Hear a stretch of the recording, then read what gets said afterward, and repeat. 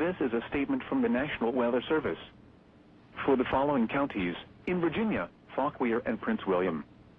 Flood warning in effect until 1 a.m. Saturday.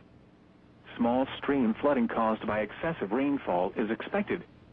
The areas affected include a portion of northern Virginia, including the following counties, Fauquier and Prince William. The hazardous weather conditions are expected until 1 a.m. Eastern Standard Time. Impacts: flooding of rivers, creeks, streams, and other low-lying and flood-prone locations is imminent or occurring.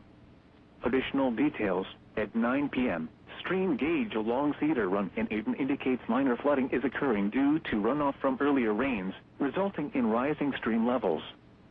Flooding is ongoing in the warned area.